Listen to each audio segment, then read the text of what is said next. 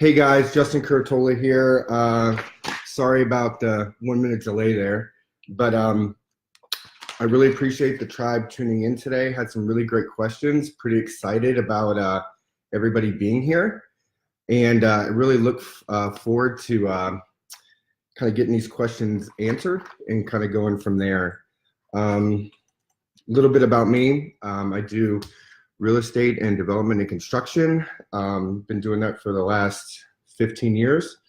Worked in all sectors of residential, commercial, industrial, facility engineering, and development.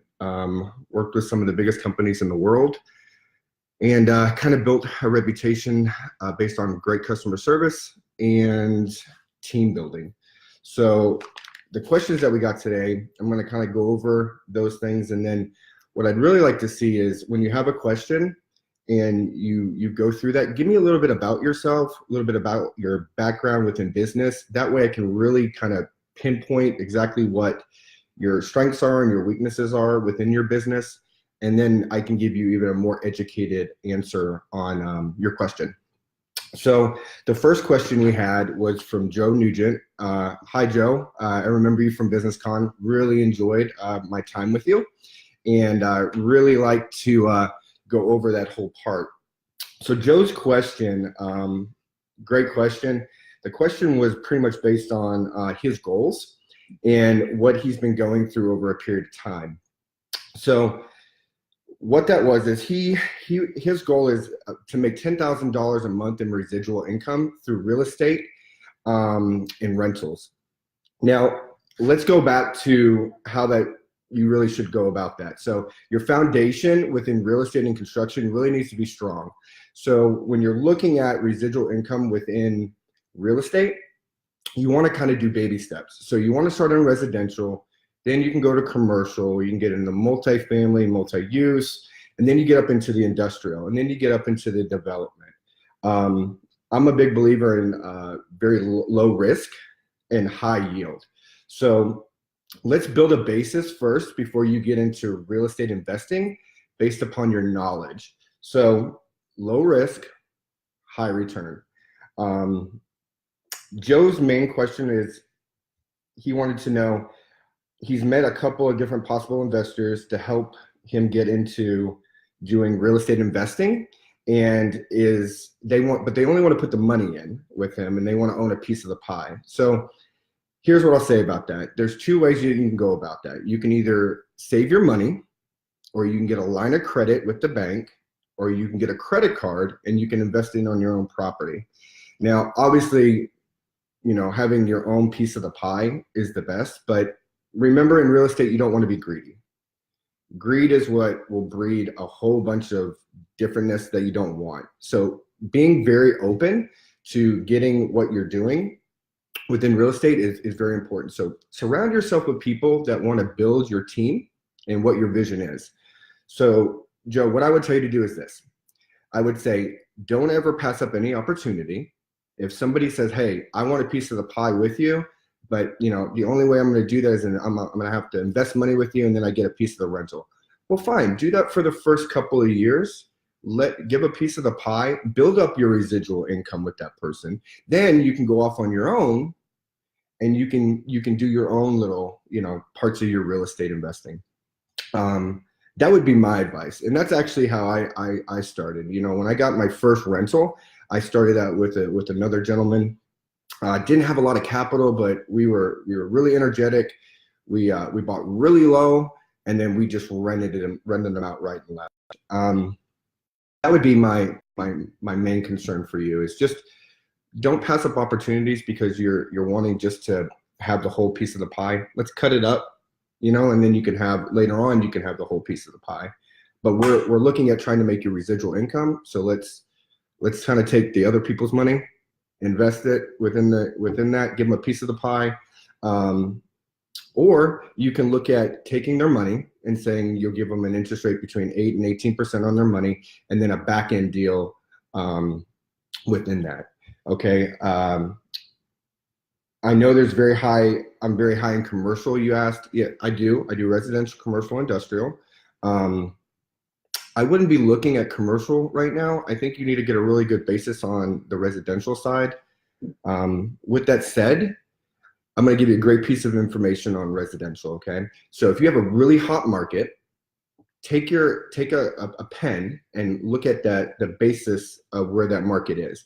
Go 5 to 10 minutes outside of where that really hot market is in a geographical area and draw a circle. Then start looking for properties around that, because as growth happens, it'll meet it within 5 to 10 minutes, okay? Or within miles. So that's a really good way to find that. The other good way to really find properties that nobody's going to show up for are called sheriff sales. I have bought properties for $5 to $10 to $20,000, fixed them up, and then within a month they've been worth 150, 160, 170. The thing about a sheriff sale is if somebody passes away or they owe money on their back taxes, you can pick it up. You can pick the house up for what the actual taxes are, and then you'll look at that and you can flip it or you can rent it. It's a great way to pick up some properties that nobody wants. And a lot of times they're in like newspapers under the notice section. You just have to go in there, kind of circle a couple, be at the court, steps and kind of get in there. One thing I'd like to know, Joe, is that you said you've been doing this for 10 years and you really had no follow through with getting to your goal. So what I'd like to see you do is I'd like to see you make a daily goal, a weekly goal, a monthly goal, a yearly goal, and a 5-year goal. If you can't get your daily goal done, you'll never get your weekly goal done. So once you start, and set it very small, and then work your way up. And within real estate, remember, the more people you meet and the more time you put into the customer service part of it. So that means building your team. That doesn't mean having a massive amount of people in your team, but that means having the right people in your team. So another thing I would tell you to do if you haven't already done it is get your real estate license. Unless you have a really good person that that's going to be part of your team within real estate, it's good to have your real estate license, because then you're not paying that extra fee that you need to. How do you get capital with no capital? Well, there's 2 ways. Either you can, again, get a line of credit through your business, okay, or get a credit card through your business. And you want to start building that business credit anyways, whether it's only $500 to give you or $50,000. You have to build that business credit so that you're not using your personal credit on your business, okay? Great questions from Joe. Really enjoyed it.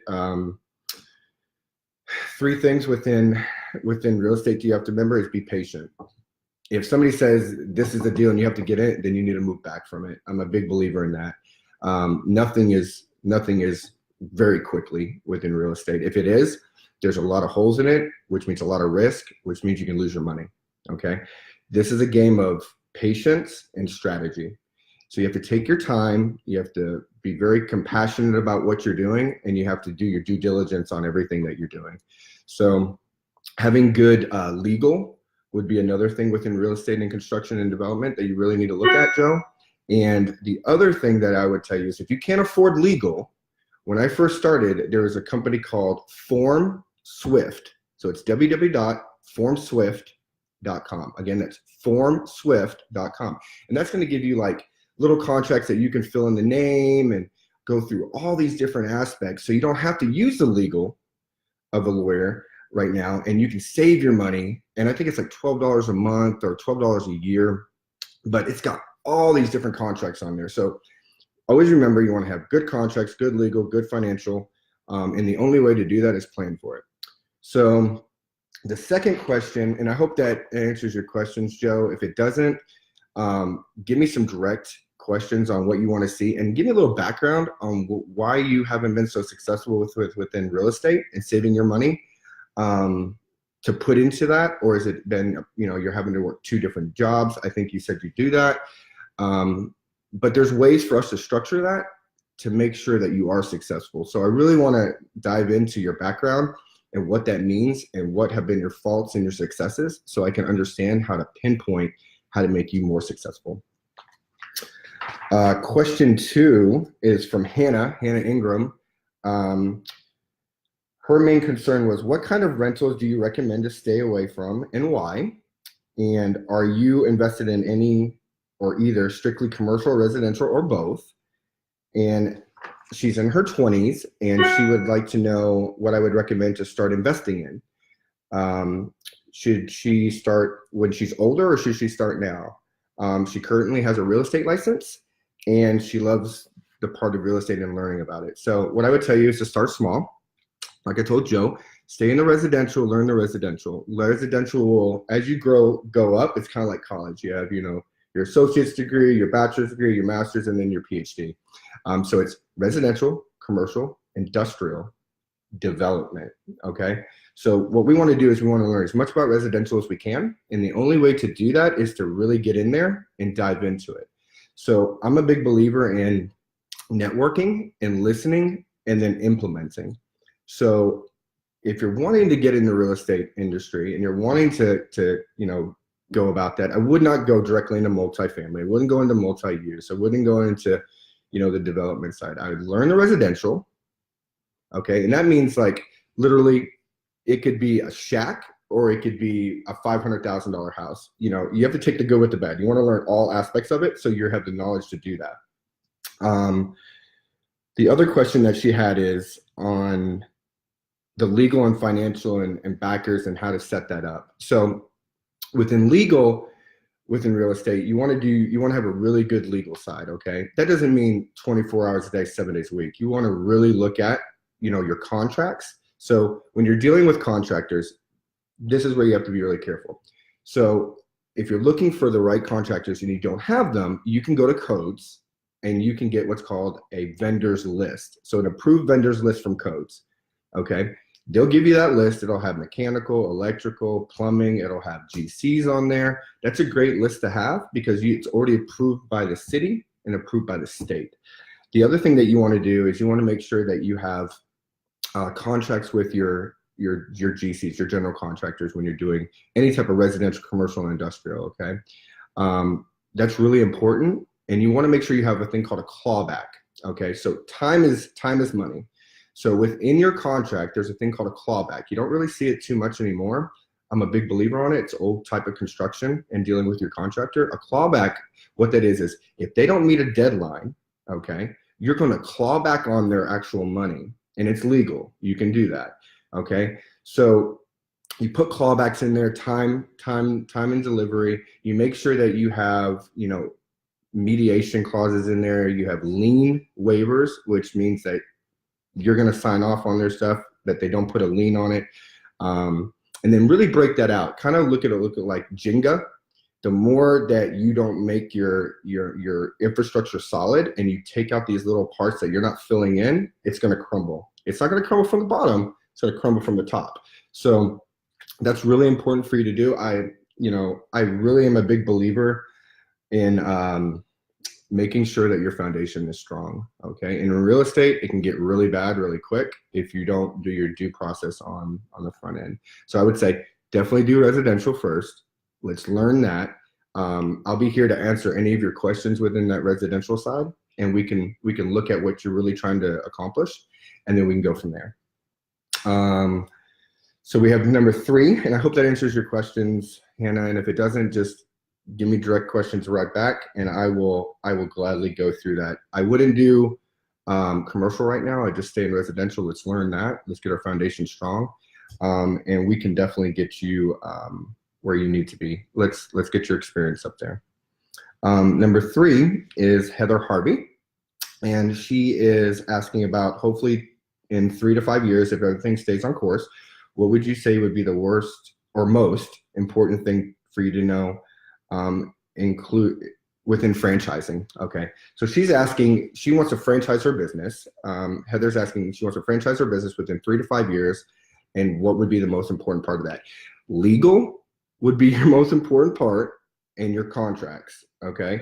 So you want to have good financials, so good CFO or interim CFO that, CPA that you can go back and forth with, that will work with your legal department, okay? When I mean legal department, I mean it could just be a lawyer that does franchising, but you have state, you have, I'm sorry, you have local, you have state, you have national, and then you have global, Okay, all are different laws. And so all have to be worked within your franchising agreement.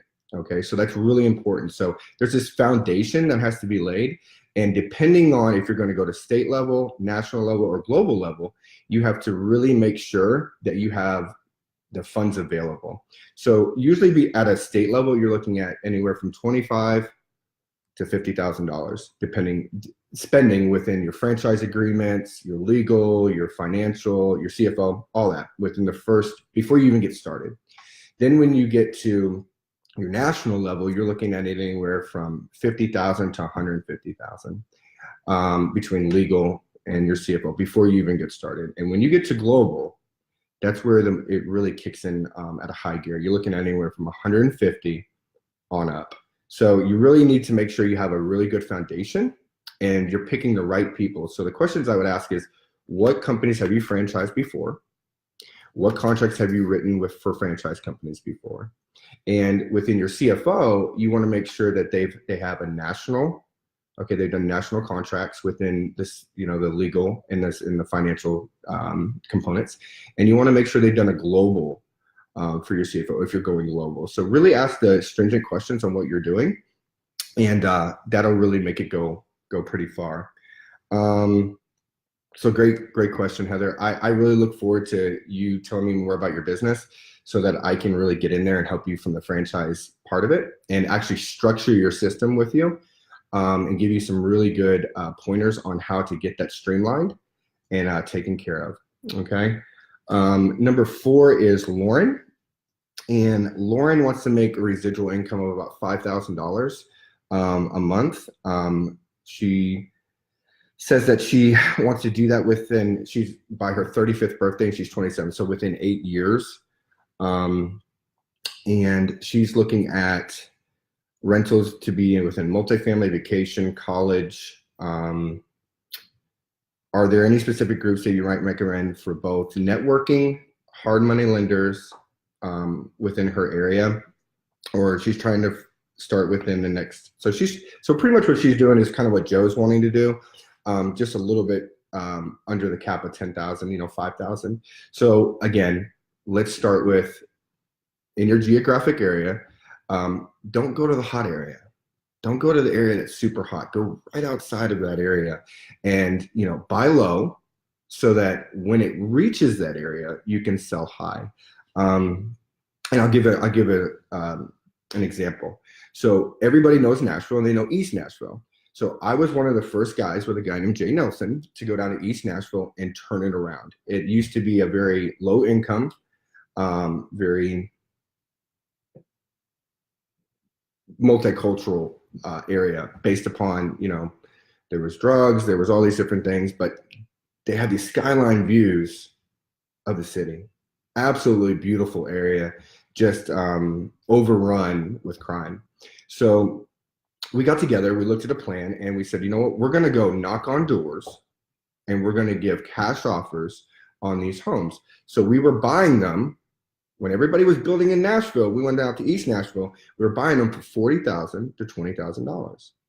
We were putting $60,000 in them, so $100,000.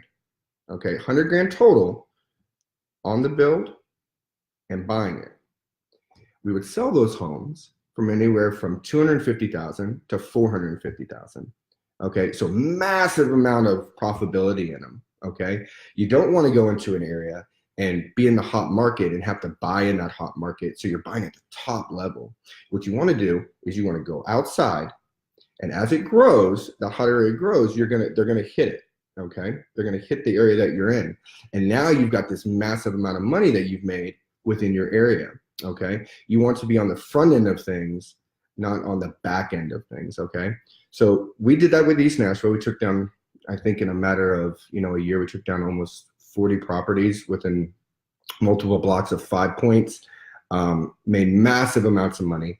And then I decided to go, I've always been a person that believes when everybody goes right, I go left. So I got out of that and then went to doing multifamily, commercial, industrial, and working with companies like Tesla, Uber, Apple, and some of those other ones. And I'll get into that. But what I would say is make the circle of the hot area, Go 5 to 10 minutes outside that. And if that's still hot, go a little bit further out. Just make sure that it has good schools. Make sure that you're looking for little things like sidewalks. Are there people out? Go look at the area during the morning, the noon, and at night. The best type of thing you can do too is if you see people out there mowing their grass and on a Sunday and they're keeping up their yards, those are really good areas to be in because people are taking pride in their area. So that's what happened with East Nashville. Once we came in there and we started revamping it, people really that had lived there for 30 years started really getting excited. And so they started cleaning up everything. And so it just revamped the whole area. So that's my main thing when we talk about real estate is being on the front end of it. So don't listen to everybody out there that says there's this magical equation within real estate. You know what the magical equation is? Nothing. There's no magical equation. It's hard work, just making sure that you're going outside your area and you're buying low and you're selling high, okay? That's the magical equation, okay? Really enjoyed all these questions. So we're gonna go to the next one, and I hope that answers your question. If it doesn't, just email me back, message me, and I'll make sure I pinpoint exactly. And I'd like to know more about your real estate and what you're trying to do within that. So when you talk about residual income, it's a numbers game. So we need to figure out exactly, that 5,000, whether that means breaking it up into blocks of like 3 or 4 houses at a time. So we really want to make sure that we do that for you, Lauren. So I just need to know a little bit more about that. So number 5 is, these are great questions. Having a lot of fun here. So Aden Omet, he's in the auto industry, and he has lots of questions. He's trying to get to know how, I've worked with Tesla and Ford. So let me back up. I got a lot of questions and messages on, the companies and how I got in with them. So let me tell you a little bit about that. So my situation within construction is very different than how a lot of people got there. I grew up in a military family, middle class. Both of my parents were in the military, and I traveled all over the world every 2 years. So literally, it just jumped from school to school to school. So I had to learn to make friends very quickly. So within any type of residential, commercial, industrial, real estate, any type of business that you're going to run, it's all based upon reputation. And what I mean by that is, it doesn't matter what you do. If you have great customer service and people like you, they're going to do business with you. Okay. That's how I built my business. I built my business on very strong ethics, customer service, and just within that business. So what I'm going to say is this. So Uber, I've worked with Uber, I've worked with Tesla, I've worked with Kroger, I've worked with Walmart, I've worked with all of the Fortune 500 companies, probably 30 or 40 that I haven't, okay? How I got that was I asked to be on a vendor list, okay? Every company within HR has a vendor list. That vendor list will let you fill out your paperwork. You can send it back in. They'll tell you exactly what they need for you to be on that vendor list. You can send it back into HR, and then you can become an approved vendor, okay? Within that, when you get the opportunity, okay, the opportunity is the most important part of it. So I started off laying VCT tile, which is just regular plastic tile in Kroger. I took the worst jobs that they had, and I worked within that. So I took the worst job. I was very appreciative of it. Okay. I thanked them, and they looked at me like I was crazy because here I am on my hands and knees and I'm laying VCT tile, which is a very strenuous and laborious job. But that led into me getting more guys. And I used to, so when we talk about business and what it takes to really make it, I used to sleep in my truck outside of Kroger. I used to work 18-hour days. I go to the gym, I take a shower, I go back to work. For 6 months, I didn't have anywhere that I lived except with my car because I wanted to put the money back into my business, and I wanted to put the money back into my machinery. So I literally worked day and night. Didn't have to do it for a long period of time. Did it for 6 months, and it was life changing. I put all my money into my business, into my people, and from that one contract, and always remember, if you make yourself a servant, you're going to do well, because that's what business is. You're serving people. You're serving a company. So when you make yourself a servant, and you're patient, and you're kind, and you're grateful, it doesn't matter if they're giving you $1,000 or $1 million. You treat everybody the same. So when people ask me, how did you get with these big companies and pass the brass? The brass is not the ones that make that get you your contracts. It's the people just like you. So here's something that I want you to try and implement in your life. Be kind, be patient, but you need to ask for that job. Remember, if you're not asking, you don't know. So how did I do it? I took the jobs that nobody wanted to do, and I made myself their go-to person, okay? And how I got in with the other companies is I asked. I would literally write an email on Monday saying, hey, do you have anything I could bid? Do you have anything that you could do, that I could do for you? On Friday, I'd say, hey, happy Friday. Is there anything I could do for you? And I guarantee there are some of them that I did that for like 5 to 6 months, and they probably just gave me a job just to shut me up, okay? But once I got in with them, man, it was great, because I was grateful for the littlest job to the biggest job, and those all add up. So when you're looking at building your company, you have to serve your customer, you have to serve your business, and you have to be willing to give up all of the gamuts of what you're doing, okay? I've been very blessed to work with some amazing people that have changed my life, okay? And it all comes down to that same thing. Make yourself a servant. Ask. You know, people say, I'm afraid to get out there and talk and do this. Just ask for your success. You're not, just say, hey, is there anything I can do for you? Can I work with them? And if you ask enough and you're kind, you'll get it. It's just a matter of time. So it's a numbers game too. Let's try to talk to as many people as we can, okay? Let's try to be patient. Let's try to be structured. And let's try to always ask for what we really want, which the end goal is, yeah, you want to make money, you want to pay your bills, but the end goal is reputation. You need to have the best reputation in what you're doing.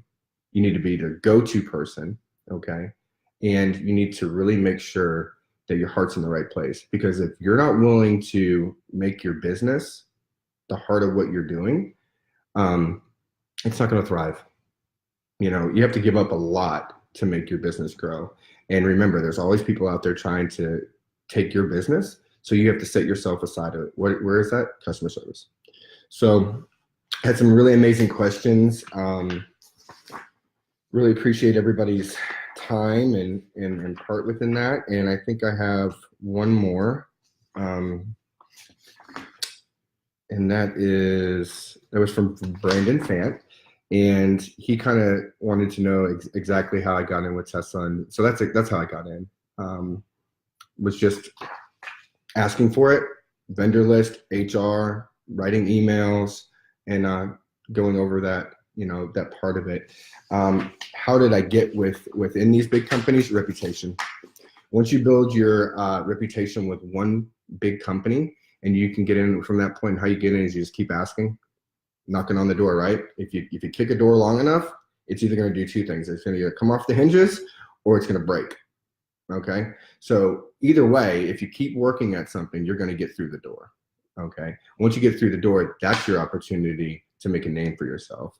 And so that's how I did it. There was no magical equation to it. I just kept at it and got the opportunity with Kroger, and Kroger led into, Lazada, Walmart, Wendy's, Applebee's, McDonald's, tier 1 contracting with the government, Tesla, Uber, Apple. It just exploded, but it was all based upon reputation. So just want to say thank you. If I got a little bit off track, I apologize. This is my first session, but I will answer all your questions. And I just want to thank the tribe for letting me come in and do this, because it really does mean a lot to me, to try to give back and really help you get to your next level. And I'm just very excited to be here and very grateful to have the opportunity. All right.